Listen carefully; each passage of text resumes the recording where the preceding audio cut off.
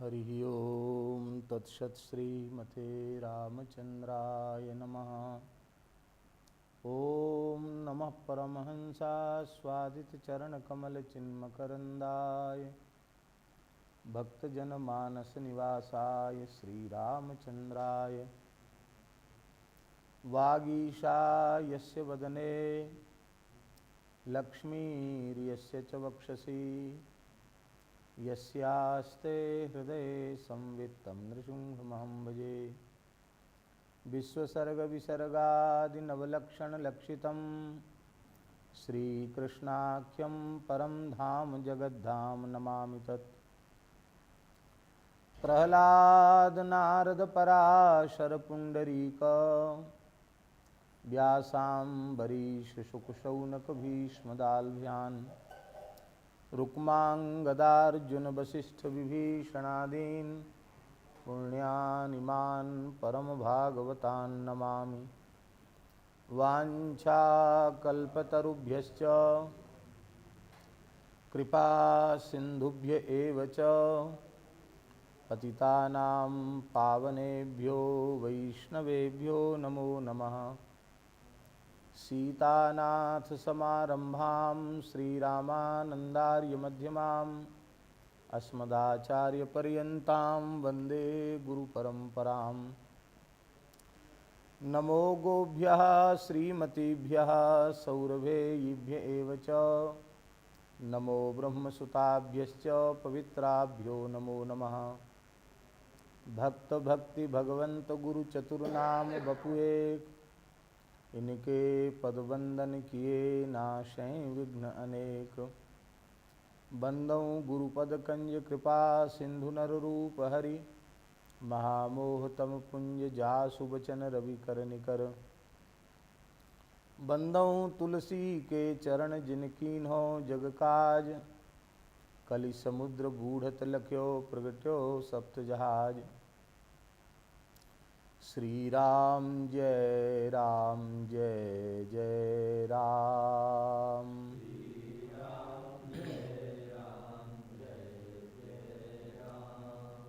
श्री राम जय राम जय जय राम।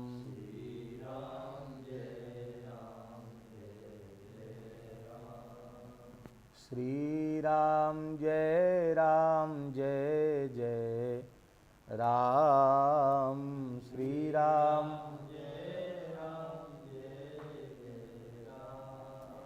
श्री राम जय राम जय जय राम।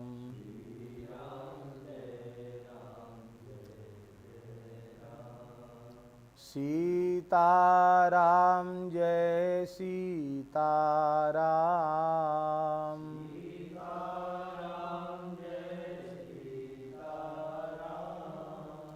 राधे श्याम जय राधे श्याम।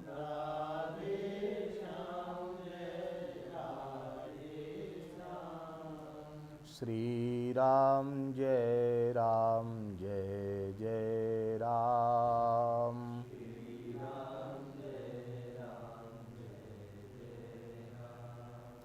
श्री राम जय राम जय जय राम।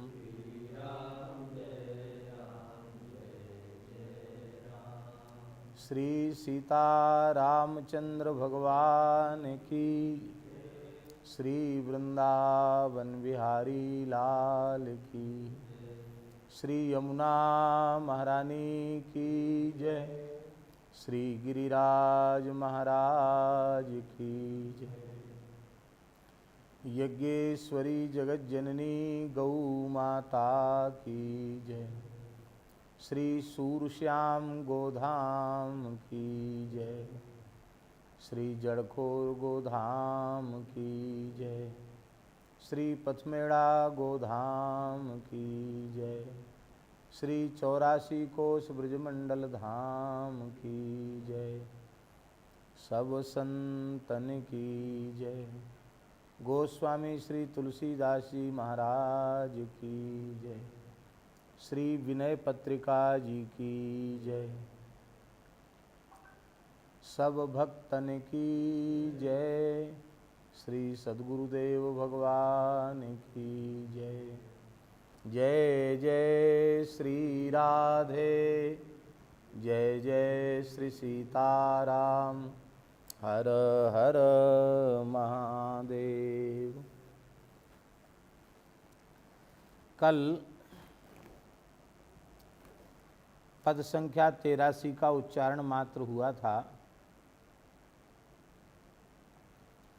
आज इसका कुछ सरलार्थ भावार्थ स्मरण कर रहे हैं। पद है कछु हुए न आई, गयो जन्म जाय। अति दुर्लभ तनु पाय कपट तजी, भजे न राम बचन मन काय। लरिकाई बीती अचेत चित, चंचलता चौगुनी चाय। जौवन जुर जुबती कुपथ्य करी, भयो त्रिदोष भरे मदन बाय। मध्य बयस धन हेतु गंवाई, कृषि बणिज नाना उपाय। कृषि बणिज नाना उपाय, राम विमुख सुख लह्यो न सपनेहु। निशिबा सरतयो तिहूँ ताय। से नहीं सीतापति सेवक, साधु सुमति भले भगति भाय। सुने न पुलक तन कहे न मुदित मन, किए जे चरित रघुवंश राय। अब सोचत मन बिनु भुवंग ज्यों, विकल अंग दल जरा घाय। सिर धुन धुन पछितात मीज कर, को न मीत हित दुसहदाय। जिन लगी निज पर लोक बिगार्यो, ते लजात होथ ठाड़े ठाय। तुलसी अजहु सुमिर रघुनाथहि, तर्यो गयंद जाके एक नाय। बोलो भक्तवत्सल भगवान की जय। इस पद का भाव यही है कि गोस्वामी जी भगवान से कह रहे हैं कि हे प्रभु, आपकी प्राप्ति का कोई साधन हमसे बना नहीं। आपके प्रेम की प्राप्ति का कोई साधन हमसे बना नहीं। परमार्थ सधाई नहीं, और हमारा जीवन ऐसे ही व्यर्थ चला गया। अति दुर्लभ तनु पाय कपट तज, सबते दुर्लभ कवन शरीरा। उत्तरकांड में कहा गया सबसे दुर्लभ कौन सा शरीर है, तो मनुष्य का शरीर सबसे दुर्लभ है। बड़े भाग मानुष तन पावा, सुर दुर्लभ सब गंथन गावा। ऐसे अति दुर्लभ मनुष्य जन्म को प्राप्त करके और ऐसे अति दुर्लभ मानव जन्म को प्राप्त करके छल कपट त्याग करके मन वाणी क्रिया से, हे राम जी, हमने आपका भजन नहीं किया, आपकी सेवा नहीं की, आपका स्मरण नहीं किया।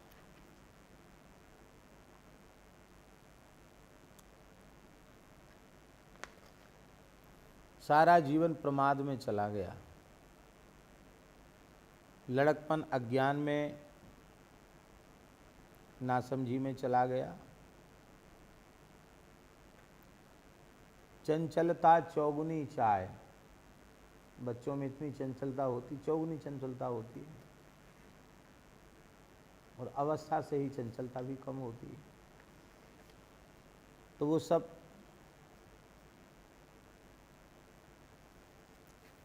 ऐसे ही समाप्त हो गया।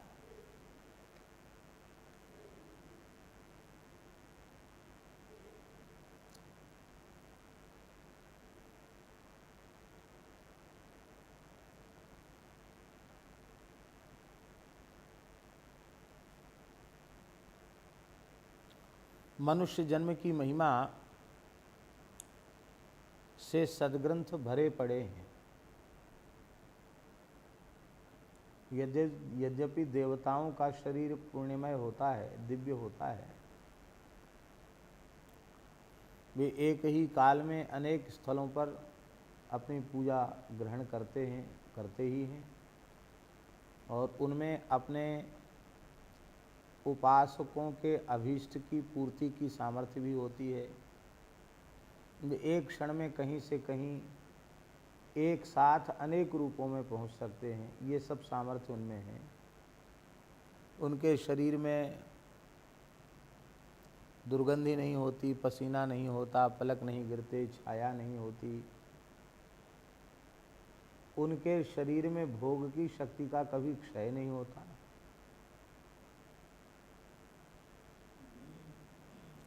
थकान नहीं आती उनको, क्योंकि वो भोग के लिए ही शरीर मिला है। जैसे नरक का शरीर भी भोग के लिए मिलता है। इतनी यातना धरती पर किसी को दी जाए तो वो जीवित नहीं रहेगा, पर वहाँ शरीर के अंग कट कट करके गिर जाते हैं, कोलू में पेल दिया जाता है गन्ना के जैसे, फिर भी मरता नहीं। कष्ट उतना ही होता है, मरता नहीं। कढ़ाई में उबाल दिया जाता है, छान दिया जाता है पूड़ी पकौड़ी जैसे, इसके बाद भी पीड़ा वही होती, पर मरता नहीं है, नष्ट नहीं होता, क्योंकि वो भोग शरीर है जो दुख भोगने के लिए ही मिला है।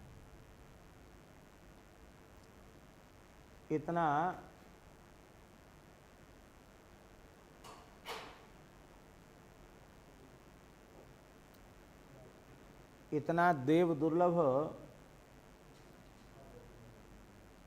मानव जन्म प्राप्त करने के बाद भी और हमने उसको व्यर्थ में गंवा दिया।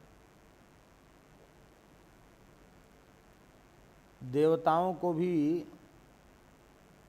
मोक्ष प्राप्त करना है तो मनुष्य जन्म ग्रहण करके साधन करना पड़ेगा।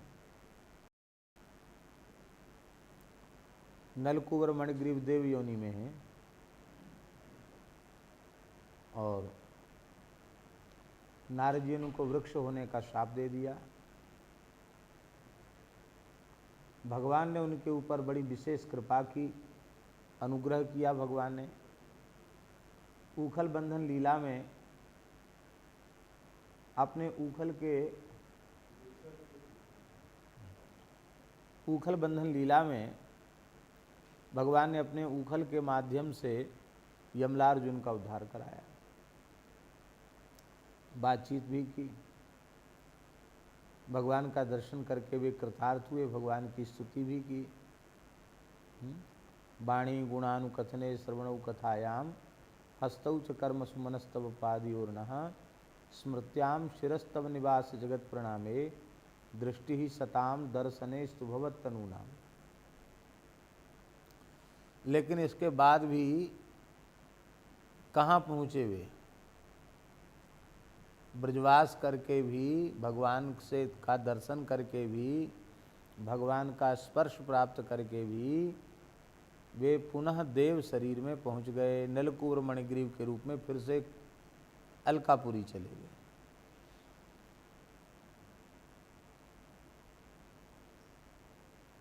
देव शरीर भी मोक्ष का अधिकारी है, इसलिए मनुष्य जन्म सबसे श्रेष्ठ, सबसे श्रेष्ठ है। देवताओं के दिव्य देह से भी भगवत प्रेम की प्राप्ति का साधन होने के कारण, मोक्ष की प्राप्ति का साधन होने के कारण देव शरीर से भी मनुष्य शरीर उत्कृष्ट है। ऐसे दुर्लभ शरीर को प्राप्त करके हमने उसे व्यर्थ में ही नष्ट कर दिया। मनुष्य देह के अतिरिक्त जितनी योनियां हैं वे सब भोग योनियां हैं। सुअर कुत्ते आदि के स्त्री पुत्र आदि नहीं होते हैं क्या? सब होते हैं, उनकी स्त्री भी होती है, पुत्र भी होती है, संतान होती है, लेकिन वे सत्संग नहीं कर सकते, वे भजन नहीं कर सकते, वे मोक्ष का साधन नहीं कर सकते। मनुष्य शरीर के अतिरिक्त 84 लाख योनियों में कोई ऐसा शरीर नहीं है जिससे जीव छूटने का साधन कर सके। केवल मनुष्य शरीर ही ऐसा है। और यह करुणा वरुणालय भगवान की अपार कृपा करुणा से ही प्राप्त हुआ है। कबहु करी करुणा नर देही, देत ईश बिनु हेतु सन।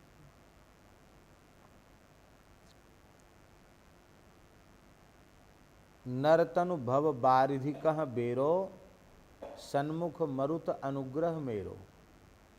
भव सागर से पार उतरने के लिए मनुष्य शरीर जहाज के समान है। और भी का नर समान नहीं कबनेउ देही, जीव चराचर जाचत जेही। मनुष्य के शरीर के जैसा दूसरा कोई शरीर नहीं है। चराचर के प्राणी उसकी याचना करते हैं। कैसा है ये? स्वर्ग नरक अपवर्ग नसैनी। इसको प्राप्त करके आप स्वर्ग भी जा सकते हो, नरक में भी जा सकते हो और मोक्ष भी प्राप्त कर सकते हो। ज्ञान विराग भगति शुभ देनी। ये शरीर, इससे ज्ञान की प्राप्ति भी की जा सकती है, वैराग्य की प्राप्ति भी की जा सकती है और भगवान की अत्यंत मंगलमयी भक्ति की प्राप्ति भी इस शरीर के द्वारा की जा सकती है।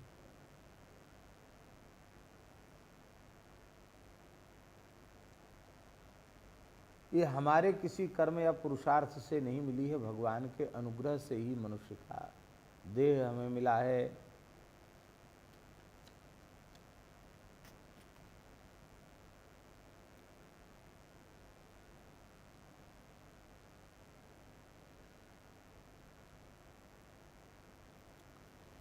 इसका आशय ये है कि मनुष्य जन्म की महिमा तो है, पर जिसके लिए मनुष्य जन्म मिला है वो काम यदि बने तो महिमा है, नहीं तो क्या महिमा है। अहो अमीशाम किम कार्य शोभनम, प्रसन्न ये शाम सिद्धित स्वयं हरि, यैर जन्म लब्धम नृषु भारताजिरे, मुकुंद सेवो पैकम स्पृहाय। भगवान की सेवा, संतों की, ब्राह्मणों की, गुरुजनों की सेवा बने तो इसकी उपयोगिता है। देवता अपने को धिक्कारते क्यों हैं? बोले यहाँ कुछ नहीं है, धरती पे सब कुछ है। क्या नहीं है यहाँ? बोले नयत्र वैकुंठ कथा सुधापगा। जहाँ भगवान की कथा गंगा नहीं बह रही है, न साधवो भागवतास तदाश्रया। भगवत चरणारविंद में अनन्य भाव से आश्रित रहने वाले परम भागवत जहाँ निवास नहीं करते हैं। नयत्र यज्ञेश मखाह महोत्सवाः। भगवान यज्ञेश्वर के दिव्य यज्ञ, श्री रामनवमी, जन्माष्टमी आदि के महोत्सव जहाँ नहीं होते हैं, भले ही वह स्वर्ग का लोक ही क्यों न हो, वह सेवन के योग्य नहीं है। पर भारतवर्ष में यही सब होता है। तो इसके कारण ही भारतवर्ष की महिमा है और इसी के कारण मनुष्य जन्म की महिमा है। कपट तज भजे न, राम जी का को भजन नहीं किया, कपट तज के राम जी का भजन नहीं किया। मन क्रम बचन छाड़ी चतुराई, भजत कृपा करिहे रघुराई। भजे न राम मन बचन काय। मन वाणी क्रिया से राम जी को छल कपट त्याग करके नहीं भजा। आगे भी कहेंगे मन पछताई है अवसर बीते। अवसर चले जाने के बाद मन में पश्चाताप ही होगा। आशय कहने का ये है कि मनुष्य देह का, मनुष्य जन्म का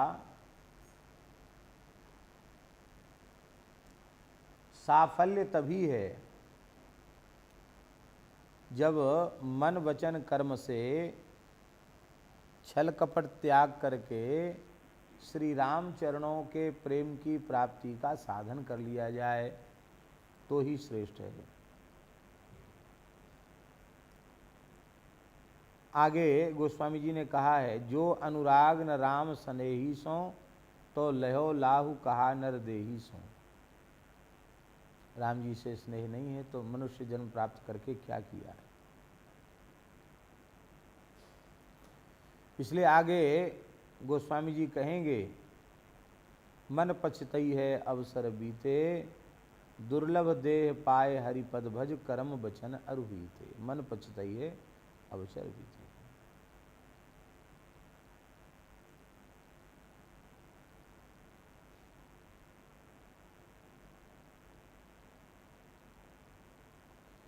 इसीलिए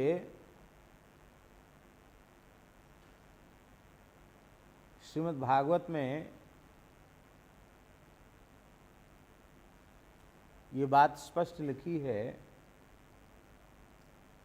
देवदत्तमिमं लब्ध्वा नृलोकमजितेन्द्रियः, यो नाद्रियेत तत्त्वत्पादौ, सशोच्यो ह्यात्मवंचकः।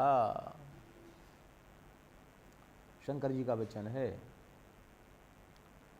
कि मनुष्य जन्म प्राप्त करके इंद्रियों का निग्रह करके आपके चरण कमलों का जो भजन नहीं करता है, उसका जीवन शोक के योग्य है। वह अपने आप को धोखा दे रहा है, वो आत्मवंचक है, अपने को ही ठगने वाला है।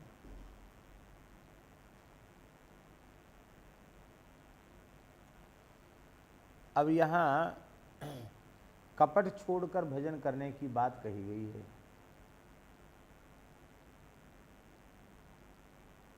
ये कपट है क्या?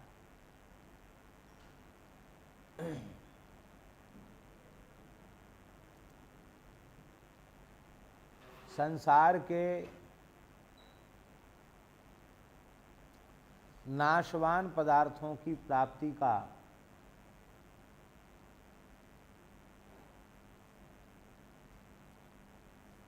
लक्ष्य लेकर भजन करना,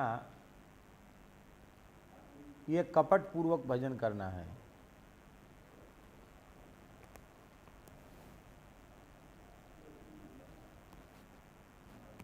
कुर्सी पर बैठिए, कुर्सी पर बैठे, हम जो कह रहे हैं वो माने। कुर्सी पर बैठ जाएं, कुर्सी पर। हाँ हाँ हाँ हाँ, उधर बिछा दो कुर्सी पर। कमर में दर्द है, आप बैठ जाइए, बैठ जाइए।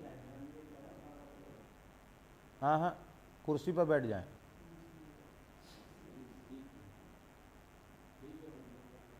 उस पर वो प्लास्टिक की कुर्सी पर बैठ जाएं।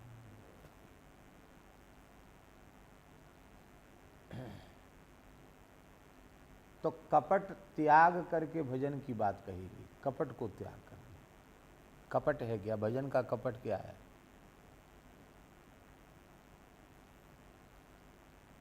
नाशवान भोगों की प्राप्ति का लक्ष्य लेकर भजन करना, ये कपट पूर्वक भजन करना।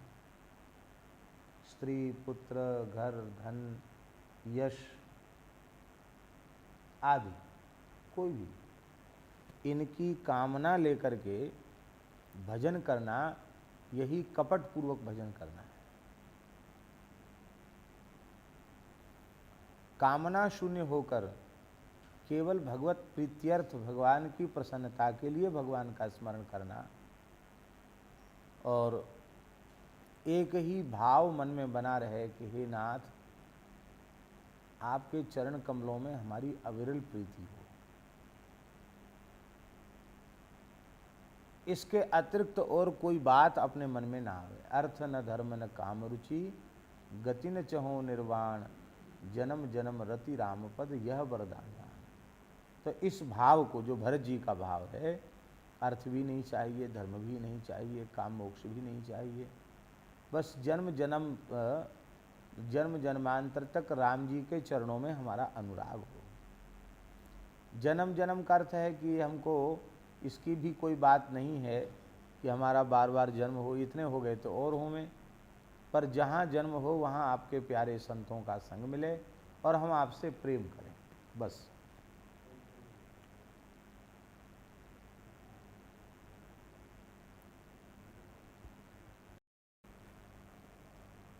भजन कैसे करना है? तो मन वचन काय, मन से भी करना है, वाणी से भी करना है और शरीर से भी करना है। कई बार जिह्वा से उच्चारण होता है, स्मरण होता है, पर मन वहाँ नहीं लगता है। कई बार शरीर जो है वो दूसरे ही प्रपंचों में लगा रह जाता, भगवत भागवत सेवा में नहीं लगता है। तो मन, वाणी और क्रिया, कर्म, तीनों से कामना शून्य होकर के भजन करना, ये भजन का स्वरूप। कामना युक्त होकर भजन करना वो कपट पूर्वक भजन करना।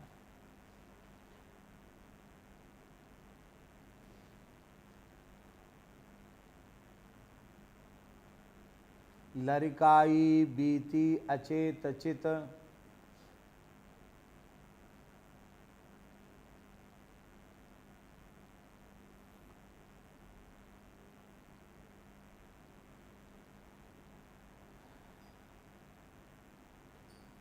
जन्म से लेकर के 16 वर्ष तक की आयु को संतों ने लड़काई कहा है, लड़कपन कहा है। कितना? जन्म से लेके 16 वर्ष तक की आयु को लड़काई कहा है। और स्वाभाविक है 15-16 साल तक बच्चे खेलते ही रहते हैं। शरीर में बड़ी चंचलता होती। छोटे बच्चे देखो 4-5 साल के एक जगह शांति से बैठेंगे नहीं, चंचलता चौगुने चाय। और इसी के कारण उनके सारे आसन प्राणायाम सब हो जाते हैं। वो खेलते कूदते रहते हैं और बार बार भोजन भी कर लेते हैं, फिर भी उनको कुछ नहीं बिगड़ता है। और सोते भी खूब हैं, सो भी खूब जाते हैं। तो लगभग 16 वर्ष तक की आयु तो चंचलता में, प्रमाद में ही बीत जाती, पता ही नहीं चलता है कि 16 साल हमारे बीत गए।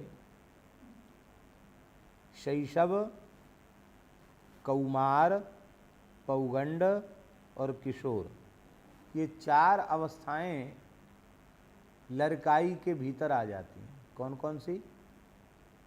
शैशव, कौमार, पौगंड और किशोर। 16 वर्ष तक का किशोर होता है। अब देखो, शैशवावस्था स्तनपान में बीत गई, गोद में, हिंडोरा में, दूध पी के सोने में, वो शैशवावस्था बीत गई। उसमें तो कुछ है ही नहीं, कोई ज्ञान ही नहीं, अचेत है। आगे कुमार अवस्था आई, पौगंड अवस्था आई, किशोर अवस्था आई। तो इन अवस्थाओं में मन इतना चंचल रहता है कि एक जगह पर मन स्थिर नहीं रहता।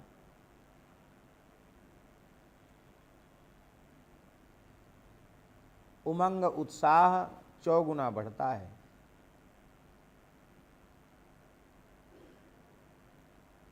खेलने खाने में इतनी आयु व्यर्थ में चली जाती है। अब युवावस्था आई, लड़काई अचेत बीत गई। किशोरावस्था के बाद फिर युवावस्था में प्रवेश हुआ। तो युवावस्था में भी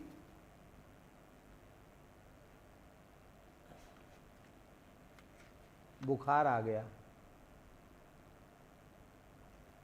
काहे का बुखार आ गया? वासना का बुखार, यौवन ज्वर, काम का बुखार, विकार का बुखार आ गया।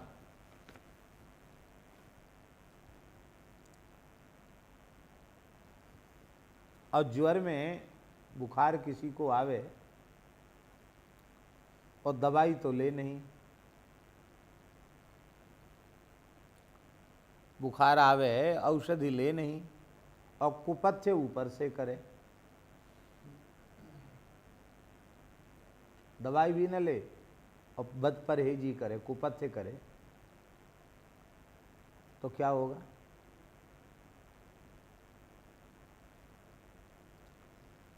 वो सामान्य ज्वर ही काल ज्वर बन जाएगा, उसका काल बन जाएगा, उसका प्राण भी जा सकते उसके। तो युवावस्था में तो ज्वर आया ही, काम का ज्वर, जिसको भगवान आदि शंकराचार्य ने शिवापराध क्षमापन स्तोत्र में कहा,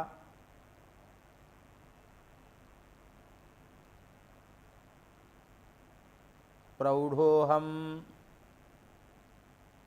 यौवनस्थो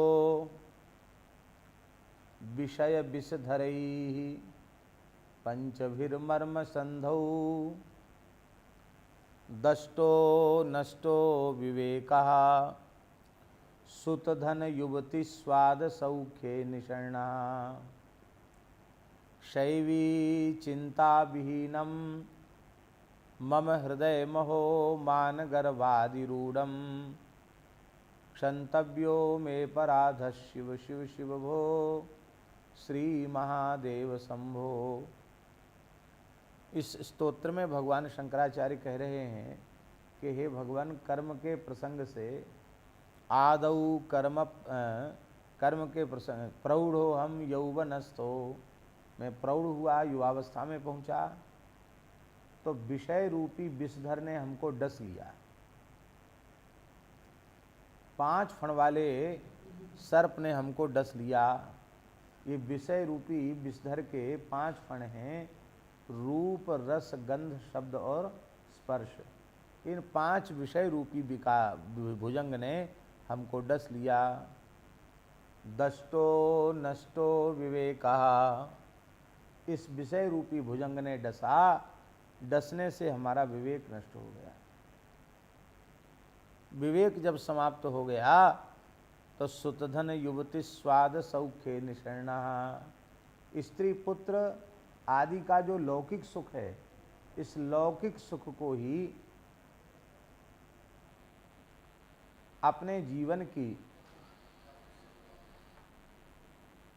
लौकिक सुख को ही अपने जीवन की सर्वोच्च उपलब्धि मान करके और मैं प्रसन्न होने लग गया। बस ठीक है, मिल गया, बस यही।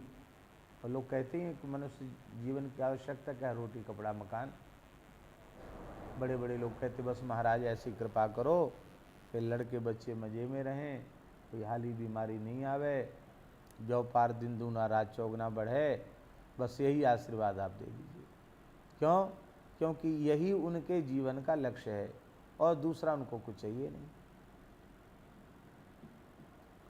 तो यौवन ज्वर युवावस्था का ज्वर था, कामज्वर, और उसमें कुपथ्य और कर लिया।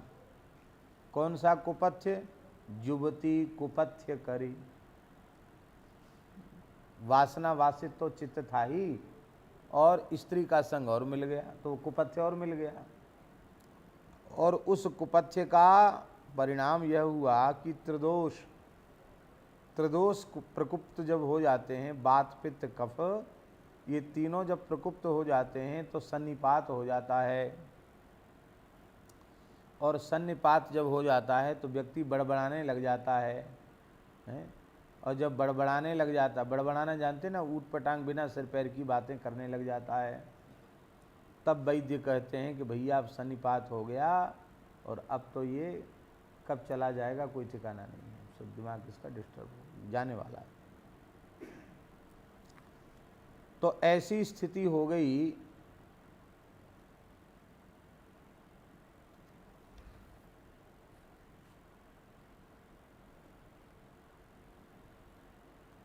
अब देखो,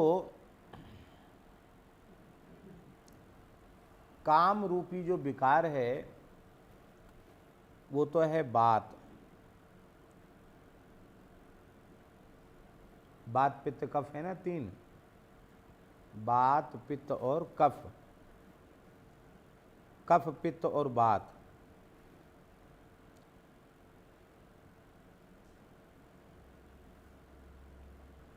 तो काम जो है वो बात नामक विकार है, वायु का प्रकोप्त हो जाना। कफ जो है वो लोभ नामक विकार है,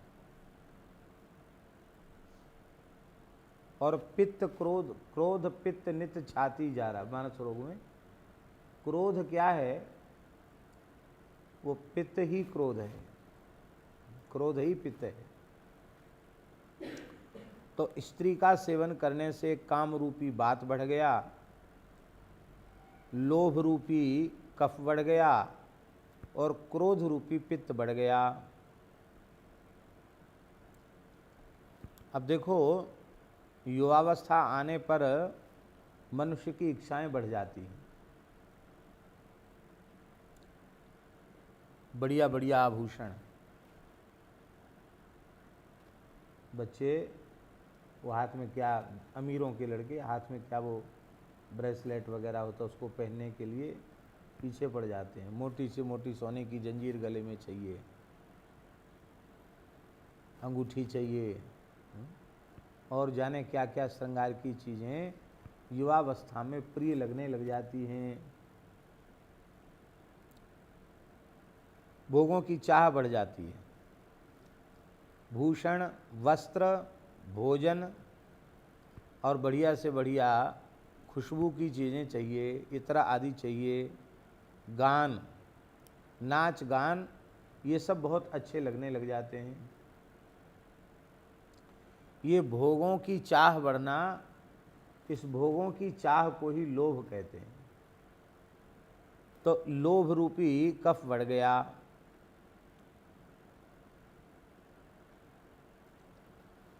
अब इन वस्तुओं को जिनको हम चाहते थे, इनकी प्राप्ति में बाधा उत्पन्न हो गई, और जब इनकी प्राप्ति में बाधा उत्पन्न हो गई तो क्रोध रूपी विकार उत्पन्न हो गया। यही पित्त है। पित्त बढ़ने से बहुत बेचैनी होती है। हमको तो बहुत बार पित्त बढ़ जाता है। श्री कमल जी की भी उन्होंने बताया कि हमारी पित्त प्रकृति है। तो हमको उन्होंने बताया कि देसी अनार और उसमें मिश्री का चूर्ण मिला के लो तो पित्त का शमन होता है। पर फुर्सत नहीं मिलती हमको, कोई फुर्सत होए तो उसको लेने से लाभ हो जाता है। तो पित्त जब बढ़ता है तो जलन पैदा हो जाती है, गले में, छाती में, सिर जलने लग जाता है। तो इसलिए कुंजल करते हैं।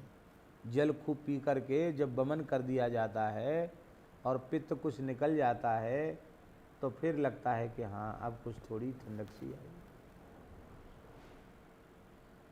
तो जिन वस्तुओं को हमने अपने जीवन का अभीष्ट मान रखा है, उन वस्तुओं की प्राप्ति में जैसे ही विघ्न बाधा उत्पन्न होती है तो हमको क्रोध आने लग जाता है।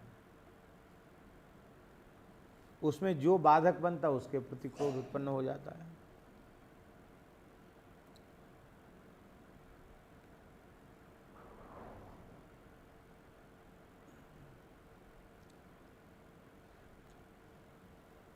अब पित्त बढ़ना क्या है? मन की जलन होना, विषयाशक्ति की वृद्धि ही वो सिर दर्द है, अच्छा न लगना। पित्त बढ़ता है तो कुछ अच्छा नहीं लगता है, जी मिचलाने लग जाता है, ना खाने का मन होता है, ना कुछ बोलने का मन होता है। अधिक पित्त बढ़ने पर मीठी मिश्री भी कड़वी लगने लग जाती है। ऐसे ही इस विकार के बढ़ने पर भगवान की कथा अच्छी नहीं लगती है।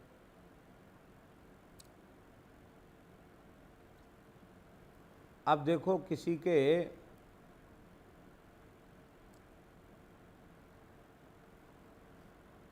बात भी कफ भी प्रकुप्त हो गया हो, लोभ रूपी कफ, और क्रोध रूपी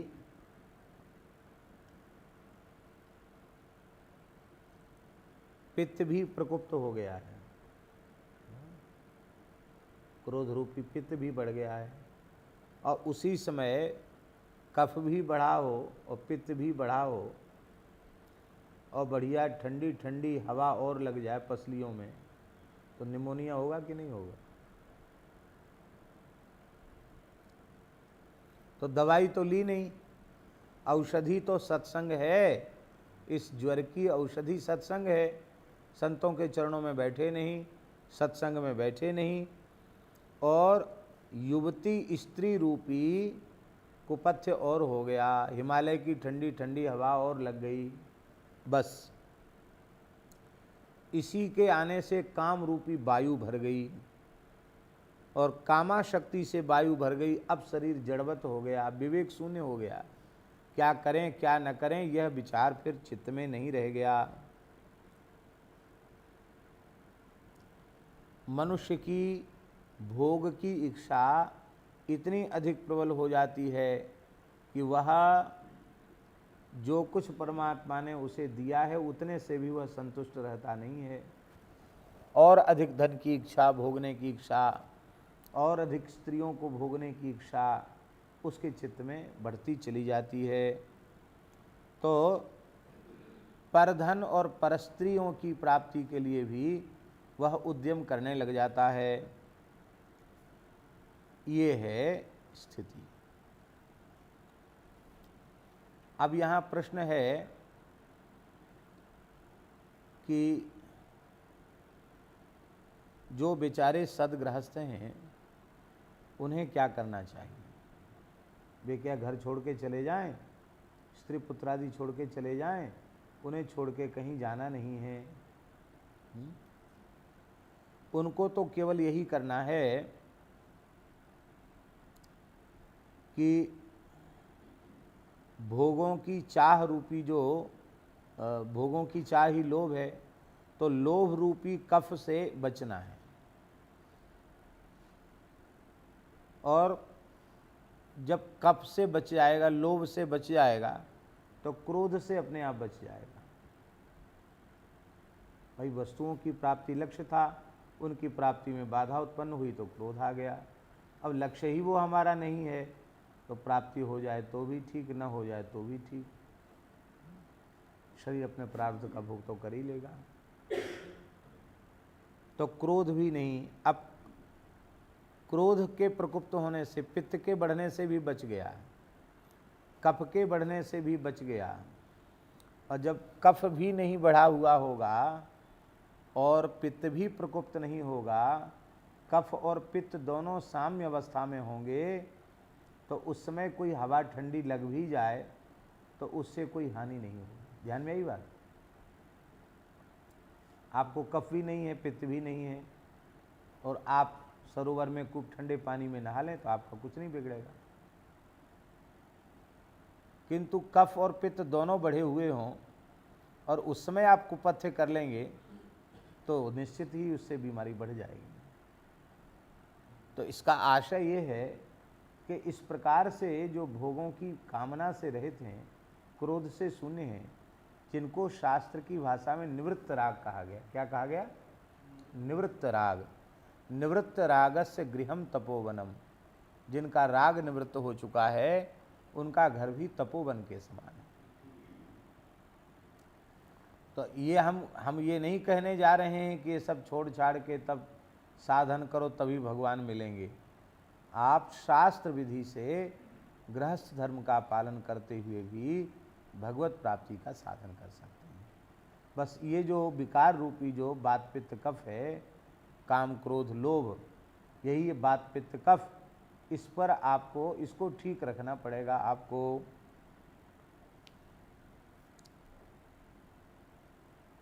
अब सन्निपात होता है तो उन्माद हो जाता है, पागलपन आ जाता है। तो काम वार्ता करना यही उन्माद है, पर स्त्रियों पर दृष्टि डालना यही उन्माद है, उठकर भागना ये सब ही उन्माद है।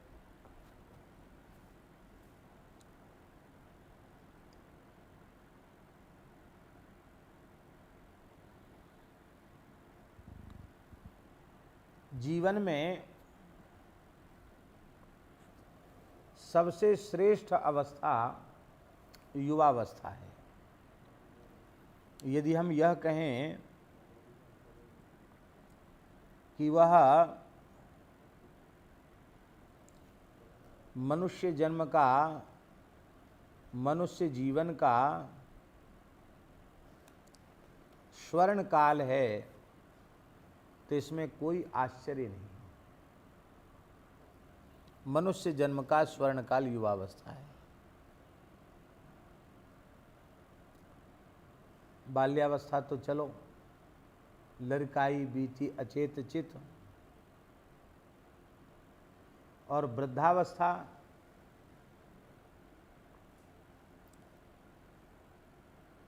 पहले तो बहुत देर में बुढ़ापा आता था, अब खान पान की विकृति के कारण, समय के परिवर्तन के कारण अब तो ऐसी स्थिति है कि 35-40 वर्ष की उम्र पूरी भई नहीं कि उसके बाद आदमी बूढ़ा जैसा होने लग जाता है। आयु का अनुपात क्या है बाबा इस समय? 70 से 80 के बीच में है, बस यही अनुपात है। 100 साल के होके सब नहीं जाते हैं। और यदि हम और हल्का करके कहें तो 65-70 का अनुपात है। 65-70 में प्रायः लोग कूच कर देते हैं, शरीर छूट जाता है। अनुपात यही है। तो मान लो 70 वर्ष यदि अनुपात मान लिया जाए तो 35 साल के होने के बाद बुढ़ापा शुरू, पूर्वार्ध चला गया, उत्तरार्ध शुरू हो गया। 35 वर्ष के हो गए कि बुढ़ापे की ओर जाने लग गए। और मान लो 80 वर्ष अनुपात माने तो 40 वर्ष के हो गए तो बस पर बुढ़ापे की ओर चले गए। और बुढ़ापे की ओर जाने वाला व्यक्ति अवस्था का प्रभाव शरीर पर अवश्य पड़ता है, सब सभी शरीरों पर पड़ता है। अब बाबा को, श्री गणपत बाबा को जैसा पूज्य बाबा की सेवा में दास ने देखा है पहले आरंभ में, एक पैर पे खड़े होकर एक तरह से सेवा करना, एकदम सावधान होकर के सेवा करना। बाबा पाते कितने धीरे धीरे थे, कैसे उसको रोटी को छोटी छोटी करके मीड़ करके चूर्ण जैसा बना करके धीरे धीरे बाबा को पवाया जाता था। और हर समय बाबा का ध्यान रखना छाया की तरह, केवल मधुकरी के लिए जाते उतनी देर समझ लो, और बाकी बाबा का पूरा ध्यान। जिस काल में बाबा का शरीर था तो उस काल में हमने स्वयं देखा कि बाबा कैसी तत्परता से पूज्य श्री ठाकुरदास बाबा की सेवा करते। लेकिन वह समय भी देखा जो गौशाला में भी सेवा करवा लेते और बाबा की सेवा तो करते ही, और बाबा के यहाँ तो मिलिट्री का जवान भी फेल हो जाए, वो इतने सावधान थे। क्यों बाबा? बाबा के पास खड़े रहना भी मुश्किल है सबका। इतने सिद्धांतवादी और ऐसे जैसे कहते हैं सेना को अलर्ट कर दिया गया, ऐसे अलर्ट हर समय बाबा रहते थे, और उनके पास रहने वाले को भी ऐसे ही सावधान रहना पड़ता।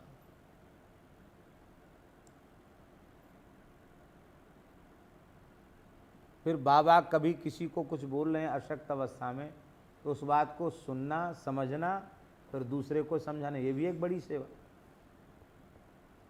सबका समाधान करना। लेकिन अब उस समय शरीर से भगवान ने कृपा करके जो करा लिया वो करा लिया। अब वो शरीर की सामर्थ्य अनुभव में आती है कि नहीं? धीरे धीरे शरीर की सामर्थ्य जैसी आराम हो रही है। ये सबके शरीरों के साथ है। निश्चित ही हम ऐसा अनुभव करते हैं कि श्री हरिगुरु संतों की कृपा है जो इस शरीर से भगवान सेवा ले रहे हैं, नहीं तो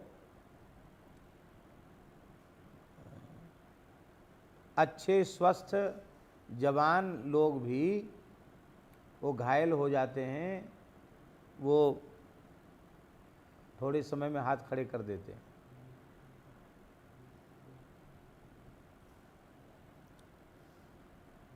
पहले हमको थकान नहीं होती थी, ऐसे अवसर भी भगवान ने दिए कि एक ही समय में 3-3 कथाएं हुई। एक बार ऐसा हो गया था कि यहाँ सूर्य शाम में कथा चल रही थी और बरसाने में लाडली आश्रम में कथा चल रही थी और वृंदावन में बलराम बाबा के आश्रम में कथा चल रही थी। 3 सप्ताह एक साथ। अब दिन भर गाड़ी में और व्यास पीठ पर ही दिन भर बीत जाता था, खाना पीना भी मुश्किल। और सब जगह कथा में समय में कहीं कंजूसी नहीं थी कि चलो 3 जगह कथा है तो 2-2 घंटा कर लो, ऐसा नहीं। 4-4 घंटे से कम का तो कानून ही नहीं। तो यात्रा में और उसमें सारा समय बीत जाता।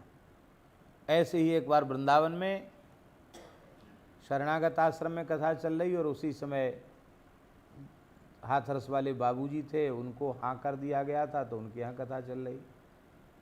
अब रोज़ 50-55 किलोमीटर जाना, 50-55 किलोमीटर आना, रात्रि को 12-1 बजे पहुँचना और फिर शरणागत आश्रम में दिन में कथा करना, शाम को वहाँ चले जाना, वहाँ से 12 बजे रात को 1 बजे रात तक पहुँचना मलुक पीठ, फिर विश्राम करना, सवेरे फिर स्नान ध्यान संध्योपासन करके फिर कथा में लग जाना।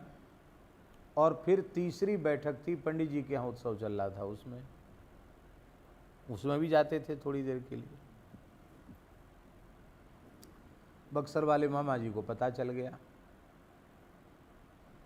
हमको बुलाया और हमसे बोले भैया ज्यादती हो रही है, अत्याचार हो रहा शरीर पर, ऐसा क्यों?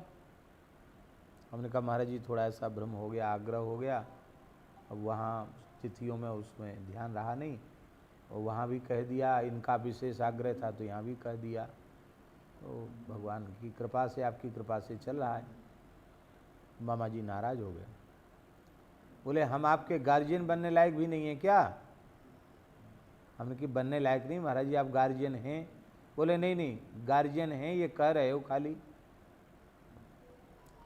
देखो ऐसा है, हम तुम्हारे स्वभाव को जानते हैं, तुम किसी को मना नहीं कर सकते संकोच के कारण, लेकिन अब कोई तुम्हें बहुत ज़्यादा परेशान करे, बाध्य करे, तो यद्यपि बोले मेरे राम बहुत व्यस्त रहते हैं, लेकिन फिर भी कोई ज़्यादा परेशान करे कि नहीं नहीं आप तो हमारे यहाँ चले ही आओ और कथा का समय दे दो, तो आपने पहले से कहीं निश्चित किया हुआ है, फिर भी कोई आकर कहता क्या है 2 घंटा यहाँ भी कर लेना, तो बोले ऐसा कोई परेशान करने वाला होगा तो उसको मेरे पास भेज देना।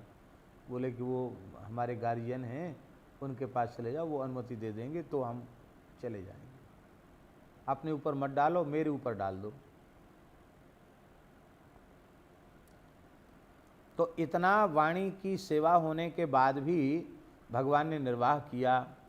अब थोड़ा सा ऐसा हो गया कि अब हमें भी श्रम का अनुभव होने लग गया, हमें श्रम का अनुभव होने लग गया।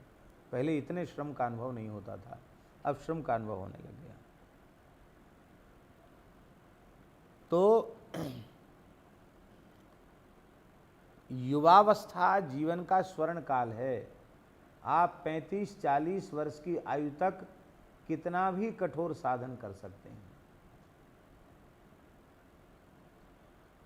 इसके बाद आप सोचोगे कि अब बुढ़ापे में हम इतने घंटा बैठ लेंगे, इतना कर लेंगे, इतना परिक्रमा कर लेंगे, तो संभव नहीं है। और करोगे तो उससे लाभ तो नहीं होगा, हानि ही होगी।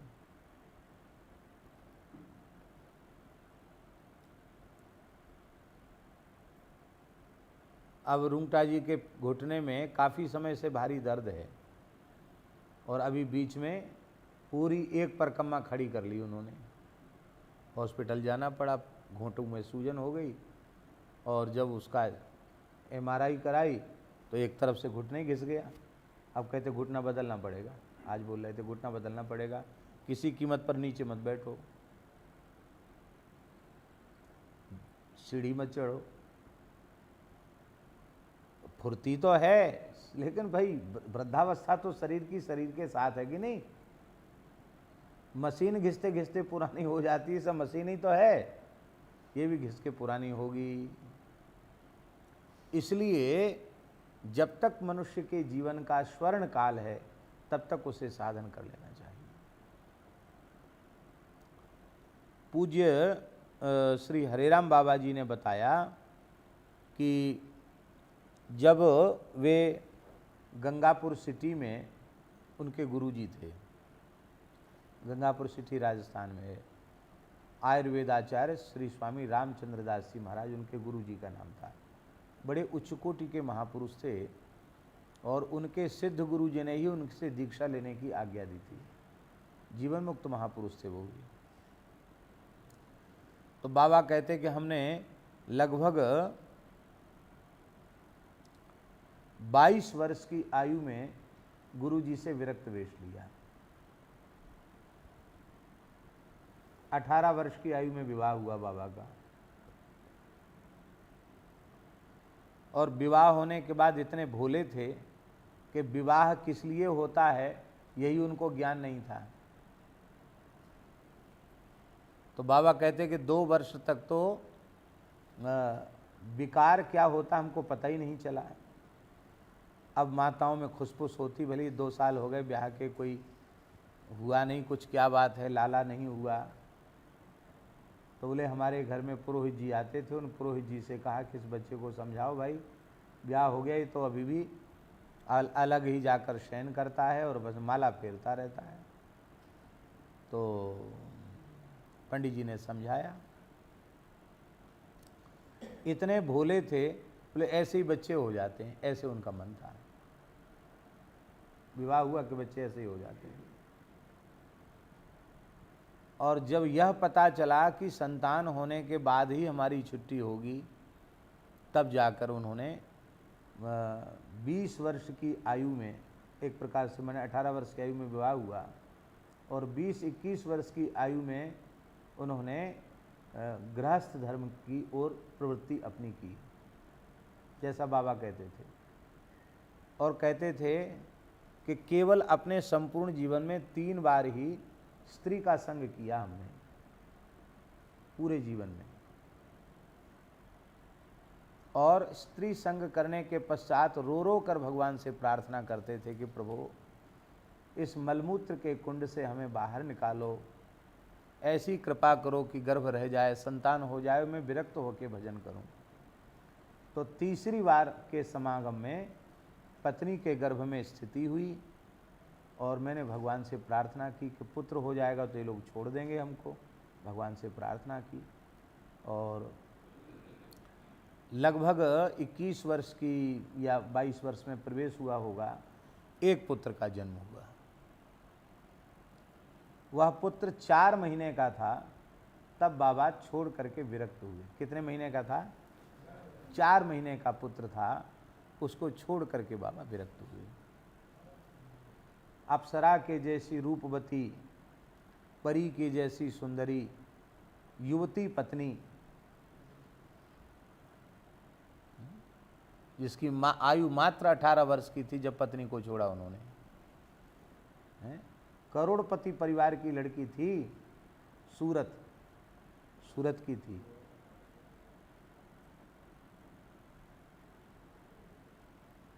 इस आयु में उन्होंने गृह त्याग किया। तो बचपन में जो सिद्ध गुरुजी उनको मिले थे, उन्हीं गुरुजी ने उनको कहा कि तुम गंगापुर सिटी चले जाओ। और गंगापुर सिटी जाकर के उन्होंने श्री रामचंद्र दास जी महाराज से विरक्त वेश लिया, विधिवत श्री राम मंत्र की दीक्षा ली और विरक्त वेश लिया। तो बाबा कहते थे कि हमारे गुरुजी ने हमको कहा कि तुम गृहस्थ से आए हो और अभी तुम्हारी 22 वर्ष की अवस्था थी, तो इस समय अब तुम्हें साधन करना है। साधन क्या करना है? तो उनको गुरु महाराज ने नियम दिया कि तुमको रात्रि को 8 बजे विश्राम में चले जाना है। कितने बजे? 8 बजे सोना है और 12 बजे रात को सैया का त्याग कर देना है। कितने बजे? 12 बजे रात्रि को सैया का त्याग कर देना है और फिर स्नान करके भजन में बैठ जाना है।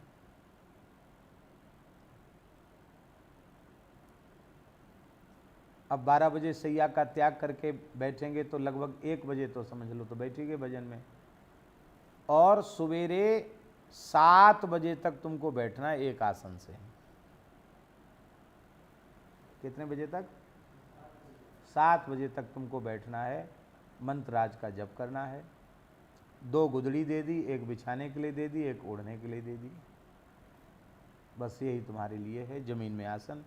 और इसके बाद उठ कर के फिर गौशाला में गोबर उठाना है, पूरे स्थान में झाड़ू लगाना है, फिर स्नान करके तिलक करके फिर अपना नित्य नियम करना है। तब तक पंगत का समय हो जाएगा तो प्रसाद पाना है। और पंगत के बाद थोड़ी देर गुरुजी के यहाँ सत्संग होता था, तो रामचरितमानस का पाठ करना है। और वो ऐसे होता ना, चौपाई पढ़ के सुनाना, हिंदी बाँच लेना, उसका अर्थ बाँच लेना, इस तरह से सत्संग होता था। गीता जी का भी सत्संग ऐसे ही, श्लोक पढ़ लेना, श्लोक का अर्थ पढ़ लेना, ये सत्संग होता। तो इतना साधन करते हुए गुरुजी की सेवा, कहते 24 घंटे में अधिक से अधिक 3 साढ़े 3 घंटे हम लेट के रहते थे बस। बाकी प्रत्येक समय साधन में जाता था। जब झाड़ू लगाते हुए गुरुजी कहते थे कि नाम नहीं भूलना चाहिए, नाम का स्मरण चलता रहे।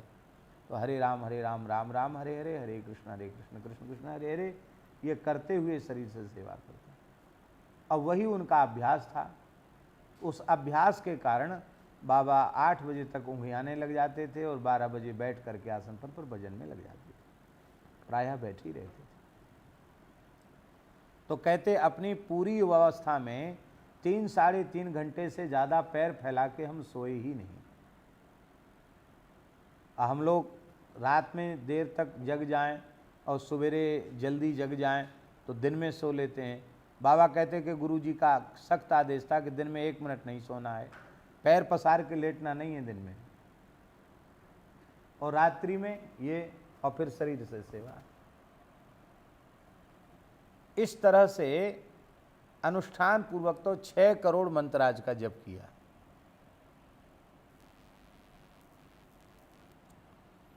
उनमें से एक गुदड़ी आज भी हमारे पास है बाबा की। हरिराम बाबा ने अपने गुरु महाराज की दी हुई गुदड़ी हमको दी थी, आज भी एक गुदड़ी उसमें से हमारे पास रखी है, एक सिद्ध संत की गुदड़ी। ये बात हम इसलिए निवेदन कर रहे हैं कि जितने भी महापुरुषों ने कठोर साधन किया है वो युवावस्था में साधन किया है, और युवावस्था साधन और सेवा के लिए ही मिली है। इसमें जैसा आप आचरण अपना अभ्यास बना लेंगे वही आपको वृद्धावस्था तक रहेगा। आप जैसा युवावस्था में अपने आप को ढाल लेंगे वैसी ही वृत्ति आपकी हो जाएगी। हमारे महाराज जी कहते थे कि नौकरी करने वालों को जब नौकरी पूरी हो जाती तो पेंशन बंध जाती है। तो महाराज जी कहते थे कि युवावस्था में जो भजन साधन करते हैं उनको भगवान पेंशन बांध देते हैं। पेंशन क्या है? बोले फिर भजन में वृत्ति जब हो जाती है तो वे पड़े पड़े भी भगवान की लीलाओं का चिंतन करते रहते हैं, पड़े पड़े भी भगवान के पवित्र नामों का स्मरण करते रहते हैं। मध्य वयस धन हेतु गंवाई, कृषि वणिज नाना उपाय। जीवन के मध्य भाग को हमने धन की प्राप्ति की कामना में गंवा दिया, खेती करके या वणिज माने व्यापार करके अथवा कोई नौकरी करके, केवल धन प्राप्ति की वासना में हमने अपनी जीवन की सबसे मूल्यवान अवस्था युवावस्था, जिसको मनुष्य जन्म का स्वर्णकाल कहा जाए, उस अवस्था को हमने ऐसे ही बर्बाद कर दिया, नष्ट कर दिया। अर्थ प्राप्ति के प्रयत्न में ही उसको हमने नष्ट कर दिया। पूज्य गुरुदेव श्री पहाड़ी बाबा महाराज कहते थे कि विंध्याचल क्षेत्र में एक संत रहते थे, महाराज जी ने भी उनका दर्शन किया था। बहुत उच्च कोटि के महात्मा थे, बहुत अच्छे संत थे, सिद्ध पुरुष थे, नाम जापक थे। तो उनके पास बहुत साधक पहुँचते थे, संत महात्मा भी पहुँचते थे साधन लेने की इच्छा से। तो कुछ महात्मा विंध्याचल की ओर, विंध्याचल होकर के काशी जा रहे थे, तो मन में आए कि वो तपसी जी का, त्यागी जी का दर्शन करके जाएं। जा रहे थे और 3 महात्मा थे। वो 3 महात्मा में एक बूढ़े थे और 2 जवान थे। बूढ़े तो गुरुजी थे और 2 जवान थे वो उनके चेला थे। गुरु शिष्य जा रहे थे, तो एक गांव में होके निकले। गांव पे 3 माताएं कुएं पर पानी भर रही थी, और उस गांव के निकट ही वे संत जी रहते थे जिन संत की बात कही जा रही है। तो शिष्य पूछ रहे थे गुरु जी से कि क्या करना चाहिए हम लोगों को, तो सत्संग की बात वो बता रहे थे।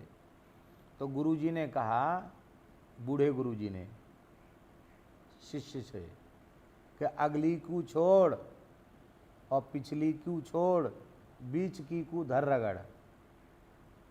अब वहाँ 3 ही माताएं थीं, उनको बड़ा खराब लगा।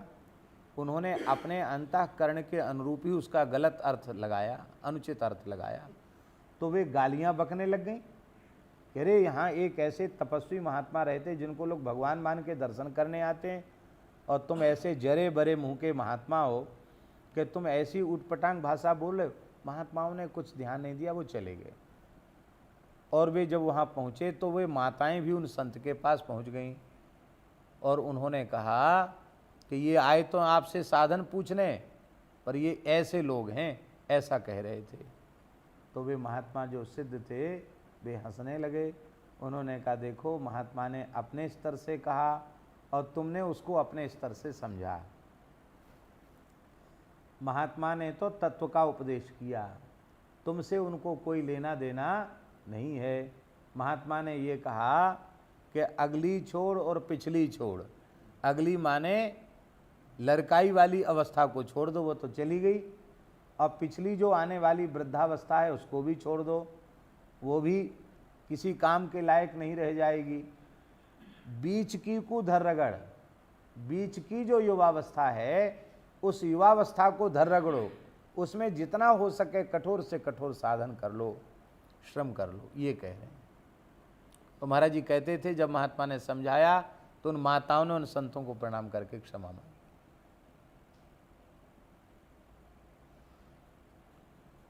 तो इस कहावत को महाराज जी कहते थे, अगली छोड़, पिछली को छोड़ और बीच की को धर रगड़।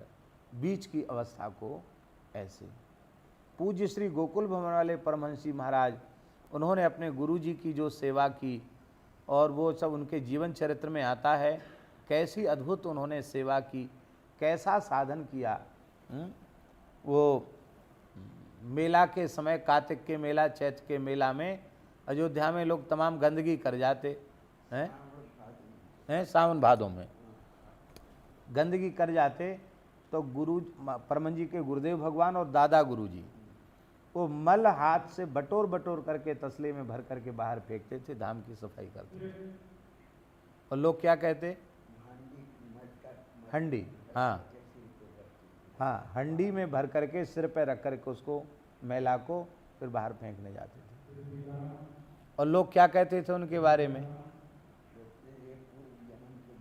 हाँ ये पूर्व जन्म के इसी जाति के होंगे और इसलिए ऐसा काम करते हैं। दादा गुरु कहते थे कि ये अवसर सेवा का है, सावन में मेला ज़्यादा होता है, हाँ, कार्तिक में, तो ये सेवा का अवसर है, ये सेवा को मत इसको करो। तो दादा गुरु जी कहते थे कि ये सेवा का अवसर है, सेवा के अवसर को चूको मत। ये सब महापुरुषों के जो जीवन चरित्र हैं यही है। तो मध्य वयस धन हेतु गवाई, कृषि वणिज नाना उपाय। अब उपाय तो कर लिए, लेकिन राम विमुख सुख लयो न सपने हूँ, निशिबासर तयो तिहूँ ताय। भगवान से विमुख होने के कारण तुझे स्वप्न में भी सुख नहीं मिला, दिन रात तीनों तापों से तू तपता रहा। अब प्रश्न उठा कि ये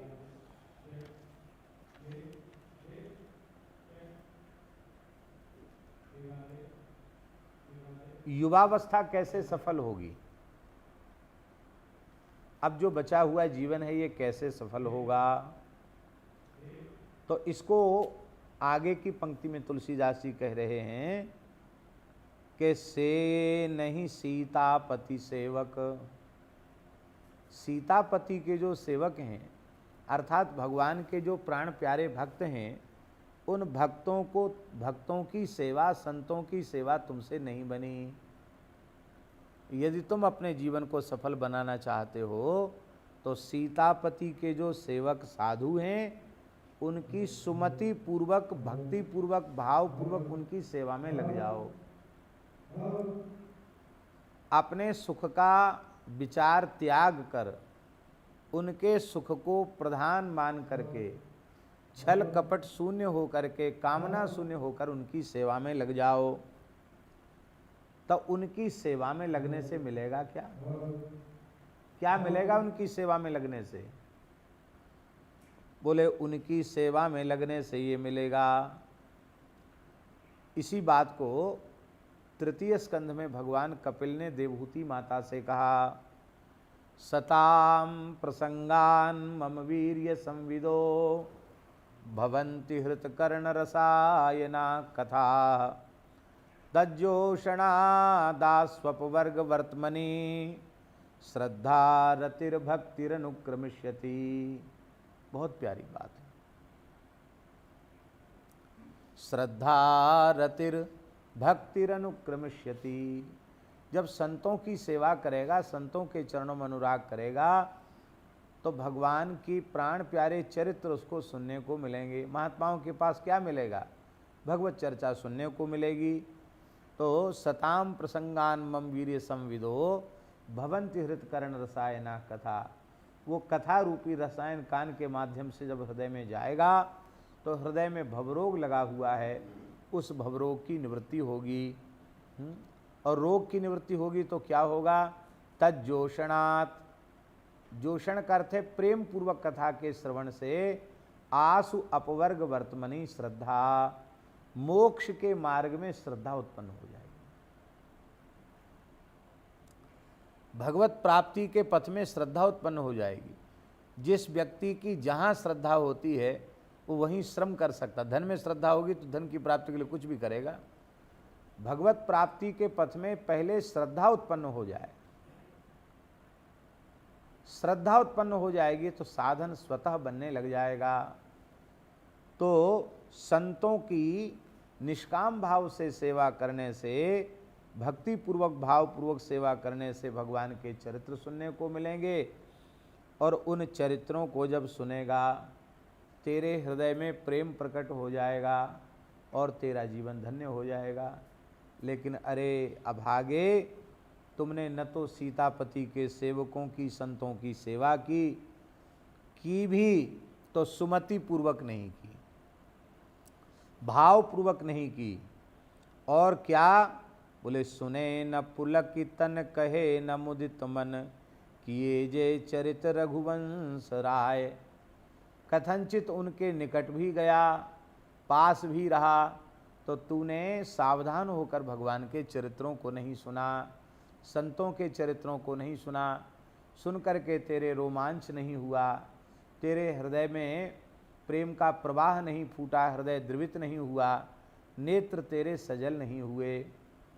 इस प्रकार से तुमने अपने जीवन को नष्ट कर दिया।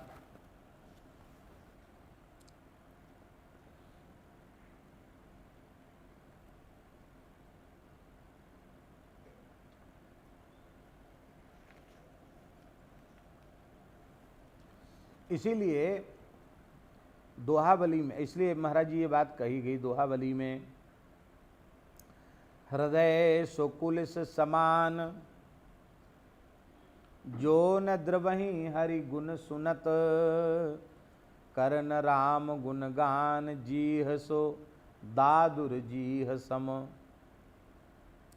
श्रवै न सलिल स्नेह तुलसी सुन रघुबीर जस तेने ना जनि देहु राम करहु बर आंधरो।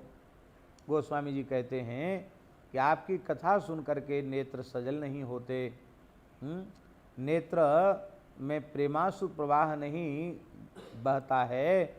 तो हे भगवान, आप ऐसा करो कि ऐसी आँख या तो हमें दे हुई मत जो आपके प्रेम में द्रवित न हो में, और नहीं तो हमको अंधा ही बना दो, हमको आंधरा रहना स्वीकार है, पर ऐसी आँख नहीं जिनमें प्रेम का प्रवाह न चले, ऐसी आँख हमको नहीं चाहिए।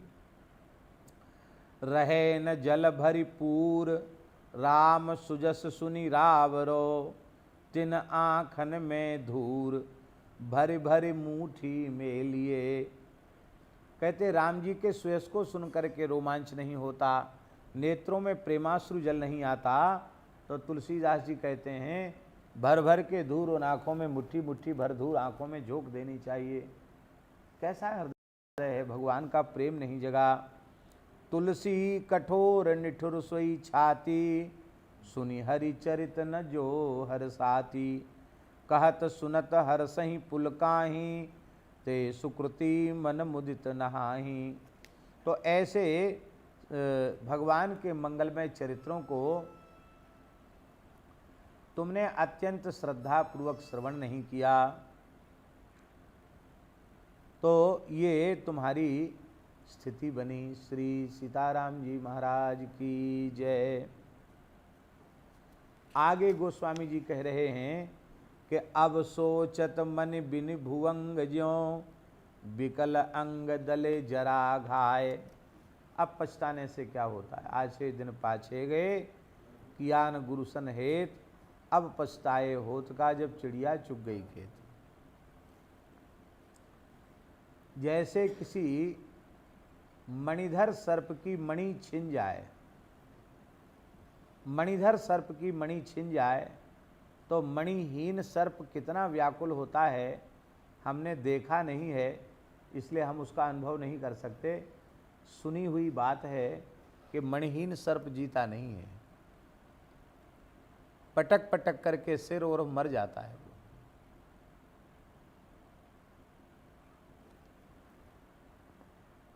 मणि क्या है, युवावस्था यही जीवन में मणि के जैसी है, इसको हमने गंवा दिया। युवावस्था में साधन नहीं किया, अब बुढ़ापा आ गया तो हमारी दशा मणिहीन भुजंग के जैसी हो गई, मणिहीन सर्प के जैसी हमारी दशा हो गई।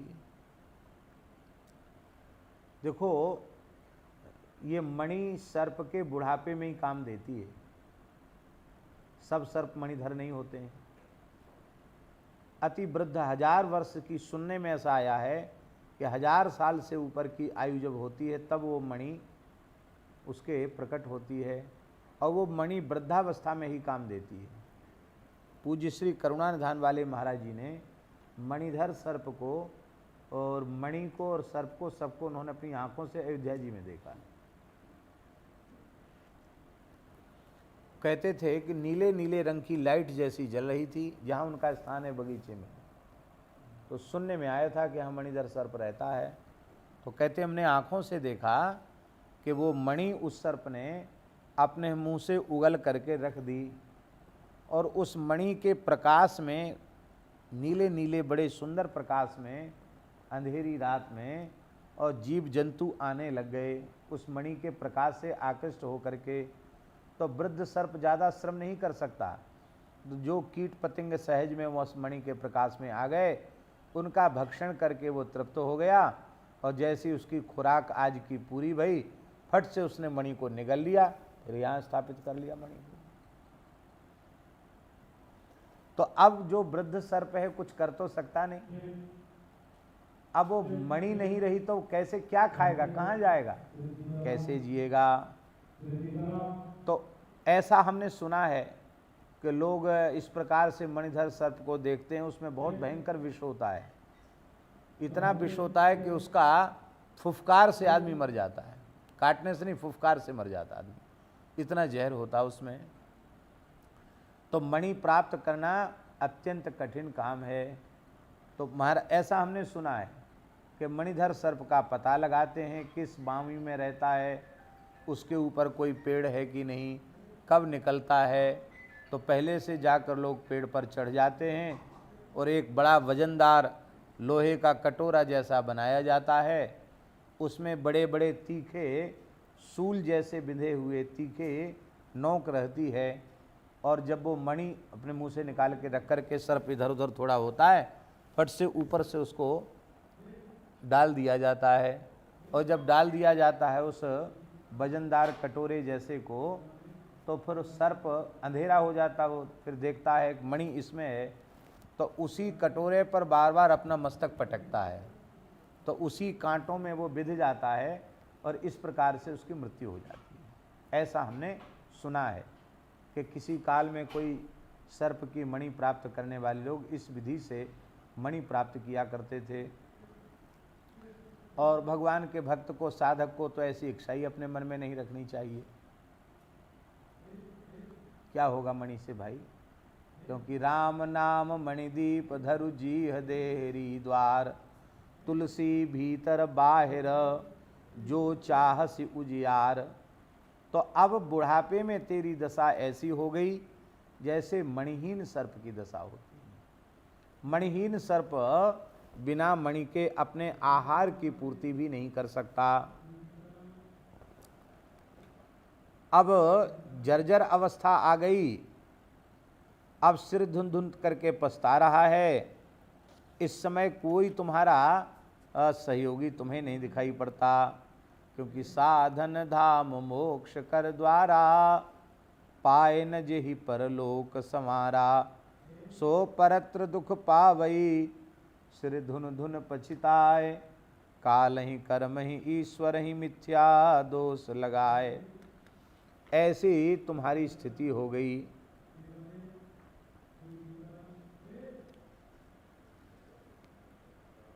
उस समय बुढ़ापे में, मृत्यु के क्षण में तुम्हारे कोई इष्ट मित्र भी आ जाएं तो तुम्हारा क्या काम बनावेंगे? कुछ नहीं बना सकते। आदि व्याधि की पीड़ा तो खुद ही भोगनी पड़ेगी, मरना भी खुद ही पड़ेगा, अपने किए हुए का फल भी खुद ही भोगना पड़ेगा। ना तो पत्नी, ना पुत्र, ना कोई नाते रिश्तेदार, ना कोई इष्ट मित्र तुम्हारे दुख को कोई बांट नहीं सकता है। दुख तो तुम्हें स्वयं ही भोगना पड़ेगा। तो ये दशा हो जाती है। सिर धुनि धुनि पछितात मीज कर, फिर माथा कूटता है, अपने हाथ मलता है। को न मीत हित दुसह दाय, ऐसे बुरे अवसर पर कोई मित्र नहीं होता। यहाँ तक कि पड़े पड़े बहुत दिन हो गए तो स्त्री पुत्र आदि ही भगवान से प्रार्थना करने लग जाते हैं, महाराज आप भूल क्यों गए, उठा लो इन्हें, ये मर जाते सो अच्छा था, क्यों पड़े हैं? माटी समेट लो। हैं? अब माटी समेट लो। हाँ, माटी समेट लो, माटी समेट लो। ये स्थिति है। पुत्र अपनी माता पिता की मृत्यु की याचना करता है। ये संसार की अत्यंत विचित्र स्थिति है। जो जिन लोगों की युवावस्था साधन सत्संग में नहीं गई है, उन लोगों की वृद्धावस्था बहुत दुखपूर्ण होती है, बहुत दुखपूर्ण होती है। कुछ शिष्य लोग भी ऐसे गुरु जी के प्रति भाव करते हैं। क्या? कोई कोई शिष्य भी ऐसे होते हैं। हाँ हाँ। जो गुरु जी के प्रति ऐसा, कैसा? जैसे श्री वैष्णव जी के कुछ शिष्य थे ना, हाँ। कागज पर लिख लिए थे कि वसीयत हमको लिख गए हैं, हैं? वसीयत हमको लिख गए हैं। हाँ और फिर बाद में जब झंझट हुई, पैसा काफी खर्च जाती है हाँ और नहीं बैठ पाए, हाँ। तो फिर चले गए कहीं ऋषिकेश या हरिद्वार कहीं जाके। जी। तो ये ऐसे शिष्य लोग भी होते हैं, हाँ, इसको धन चाहने वाले। धन चाहने वाले, ठीक बात। तो गृहस्थ व्यक्ति की बात ही नहीं है, साधन शून्य व्यक्तियों की बात है। जो भी हो, साधन शून्य है, उनकी वृद्धावस्था बड़ी दुखद होती है। सबसे बड़ी बात यह है, जो भगवान के लिए आया है वो तो भगवान के अलावा और कुछ संगठन नहीं करनी चाहिए। वाह। जो हाँ, अपने घर परिवार खेती सब छोड़ कर के आया है, तो वो फिर भगवान के लिए आया, तो यहाँ आ करके क्यों उनसे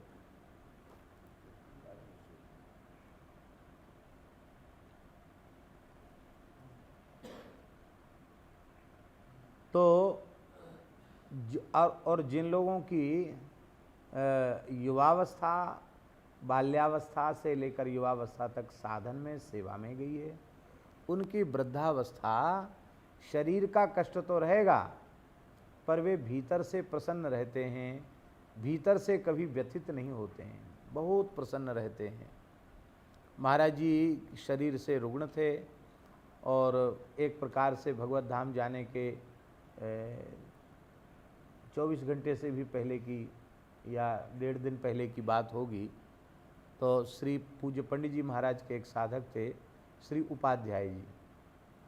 तो हमको बिहारी जी में वो मिले। हम बिहारी जी वैसे जाते नहीं हैं, कम जाते हैं, ऐसा नहीं कि जाने का भाव ना हो, भाव तो रहता, लेकिन प्रमादी हैं, नहीं जा पाते। तो हम बिहारी जी इसलिए गए थे, बिहारी जी से प्रार्थना करने कि महाराज जी के शरीर में वेदना ना हो, बस ये प्रार्थना करने गए थे। तो वहाँ उपाध्याय जी मिल गए, उन्होंने कहा, महाराज जी की बात पूछी, तो हमने कहा स्वास्थ्य तो ठीक नहीं है। तो रिक्शा में बैठे हमारे साथ और साथ ही मलुकपीठ चले आए। महाराज जी को उन्होंने साष्टांग प्रणाम किया। और उपाध्याय जी बहुत अच्छे संत थे, तो बहुत कम बोलते थे। महाराज जी से हमने कहा, महाराज जी उपाध्याय जी आए हैं, पंडित जी महाराज के साधक हैं। महाराज जी उनको पहचानते थे। तो महाराज जी ने नेत्र खोले और हाथ जोड़कर उनका प्रणाम स्वीकार किया। और उपाध्याय जी ने पूछा कि महाराज जी कैसा है स्वास्थ्य, कैसे हैं आप? तो इतना सुनते ही इतने भाव विह्वल हो गए महाराज जी, दोनों हाथ ऐसे करके बोले, बहुत आनंद, बहुत आनंद, बहुत आनंद, 3 बार कहा, बहुत आनंद, बहुत आनंद, बहुत आनंद, अपार आनंद है, ये कहा महाराज जी ने। ऐसा कह करके चुप हो गए और थोड़ी देर बाद फिर बोले, एक बात का कष्ट है। तो उपाध्याय जी ने पूछा, क्या कष्ट है? बोले, इस नाशवान शरीर के लिए आप जैसे महात्मा अपना भजन साधन छोड़ करके यहाँ आ रहे हैं, बस इसी बात की पीड़ा है, आप लोग भजन करें, साधन करें, बस ये काम है।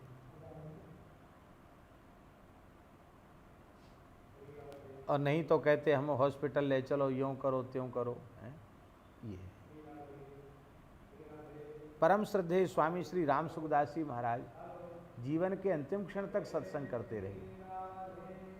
कैसा अद्भुत उनका जीवन एक रस बीत गया, त्याग तपस्या पूर्ण जीवन। एक इस शताब्दी में महान वैराग्य का आदर्श उन्होंने अपने चरित्र के माध्यम से प्रकट किया।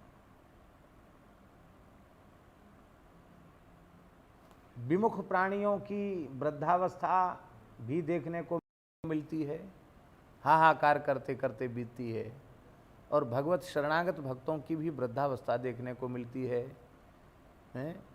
उन्हें भले ही कोई पूछने वाला न हो, लेकिन वे बड़े आनंद में रहते हैं। हमारे यहाँ मलुकपीठ में एक महात्मा रहते थे, राधे बाबा उनको कहते थे, राधे बाबा। उधर बुंदेलखंड क्षेत्र का ही शरीर होगा उनका।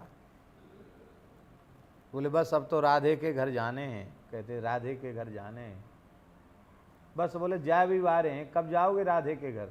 बोले, बस जा भी वारे हैं। और अभी कोरोना का समय चला तो प्रतिबंध हो गया बाहर से आना जाना लोगों का। शुरुआत में कड़ाई बढ़ी रही, और वो तो महापरिक्रमा में जाके बैठते, उनका नियम था। तो लोगों ने उनको मना किया कि भाई ये ठीक नहीं है, कहाँ कहाँ छू के आते हो, और कहीं किसी को आश्रम में संक्रमण फैल जाएगा, लेने के देने पड़ जाएंगे। सरकारी आदेश आया, उसका पालन करना होगा। और उनको नई गौशाला में ले गए तो 1 घंटा नहीं रुके, वहाँ से भी चले आए। बोले, नहीं हम तो परिक्रमा के सहारे ठीक हैं।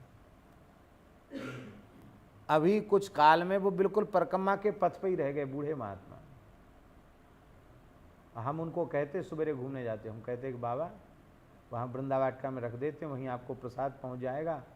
अब इतनी गर्मी में आप यहाँ कहाँ रोड पे परिक्रमा के सहारे? बोले, यहाँ खुली हवा लगती है और सब महात्माओं का दर्शन होता है, आपका दर्शन हो जाता है, यहाँ महात्माओं का दर्शन होता है। बीच में ये बहुत अस्वस्थ हो गए, तो उनको पर हम लोगों ने हॉस्पिटल रामकृष्ण मिशन भेजा।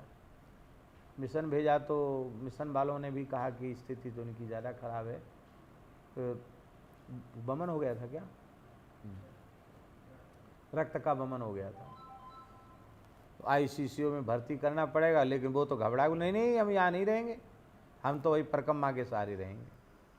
तब हम लोग उनको लाकर यमुना मंदिर में ले आए कि यहाँ इनकी सेवा करें। अब वहाँ आ गए आराम से।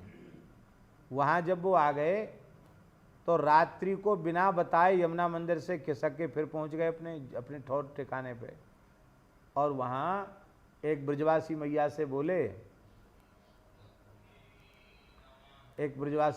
बोले, कि एक लाली को पैसा दे दो। तो कितने पैसा में निकले? 162, हाँ हैं 160 रुपया उनके झोला में निकले। 160 वही उनकी पूंजी थी। 160 रुपया बोले लाली को मरने के पहले उनको दे दो। और वहीं उन्होंने रज में ही शरीर छोड़ दिया। हमारे संत लोग संस्कार करने गए और यहाँ जमुना मंदिर में रखा। यहाँ भी उन्होंने कहा अब इलाज से कोई फ़ायदा नहीं, अब तो राधे के घर जाना है। तो बाबा कब जाओगे? तो कहते कहते बहुत दिन हो, बोले और क्या, आज नहीं तो कल तो चले ही जाएंगे। और वो चले ही गए, बाबा चले गए। अब ये प्रत्यक्ष बात है कि अत्यंत वृद्धावस्था, हम समझते हैं लगभग 80-85 वर्ष की आयु तो उनकी होगी, लेकिन कोई सेवा में नहीं, कोई सुख सुविधा नहीं। और आखिर पहले तो आश्रम में कई साल तक रहे और अंत में ऐसे रज में पड़े पड़े उन्होंने अपने देह का त्याग किया। ये है संतों की वृद्धावस्था, ये संतों की वृद्धावस्था है। तो जिन लगी निज परलोक बिगाड़्यो, जिस संसार के लिए, जिन लोगों के लिए तुमने अपना परलोक बिगाड़ लिया, लोक भी बिगाड़ा परलोक भी बिगाड़ा, ते लजात होत ठाढ़े ठाए। अब उन्हें लज्जा आ रही है तुम्हारे पास खड़े होने में। अब मान लो दुर्भाग्य से किसी को कैंसर हो गया है, तो वो स्त्री पुत्र आदि भी पास खड़े होने में संकोच करते कि कहीं हमारे कोई कीटाणु न लग जाए। और अभी तो इस कोरोना में ऐसा हुआ कि मर गए एकमात्र पुत्र ने संस्कार के लिए कह दिया कि अपने ढंग से फूंक ताप दो, हम नहीं आएंगे। ऐसी भी घटनाएं घटी। वे मरते समय पास में भी खड़े नहीं हो सकते। तुलसीदास जी कह रहे हैं कि अभी भी कुछ बिगड़ा नहीं है, भले ही तुम बूढ़े हो गए हो या बालक हो या जवान हो, इससे कोई लेना देना नहीं है। कौन सी तुम्हारी जाति है और शरीर स्त्री का है या पुरुष का है, अथवा कौन सी तुम्हारी अवस्था है, इसकी अब कोई आवश्यकता नहीं है। इसकी चिंता की आवश्यकता नहीं। बस तुम निश्चय कर लो कि तुलसी अजहू सुमिर रघुनाथ हैं। तुलसीदास जी कहते आज भी अभी से रघुनाथ जी का स्मरण करने लग जाओ। किन रघुनाथ जी का स्मरण? तरयो गयंद जाके एक नाय, जिसके एक नाम से गजेंद्र भक्त दुख के सागर से तर गया। इत्थम गजेंद्रस्य यदाप संकटम प्राणस्य देहि विवशो यदृच्छया अपारयन्नात्म विमोक्षणे चिरम दध्या विमाम बुद्धिमथा व्यपद्यत। नमामि मे ज्ञातय आतुरम गजा कुतः करिण्यः प्रभुवन्ति मोचितुम ग्राहेन पासेन त्रिधातुरावृतोप्यहं च तम यामि परमपरायणम। इस प्रकार से गयंद ने भगवान को आर्त होकर के पुकारा। हा तो कष्ट में कहा उसने, और हरि शब्द का उच्चारण किया। हा कष्ट में कहा, री कहने के पहले पहले भगवान ने प्रकट होकर के गजेंद्र भक्त की ग्राह से रक्षा कर ली। बोलो भक्तवत्सल भगवान की जय। यही आज का थोड़ा विलंब हुआ आज आरंभ करने में, और कल से भगवान की दया से ठीक समय से आरंभ हो जाएगा। श्री राम जय जय राम, श्री राम जय जय राम, श्री राम।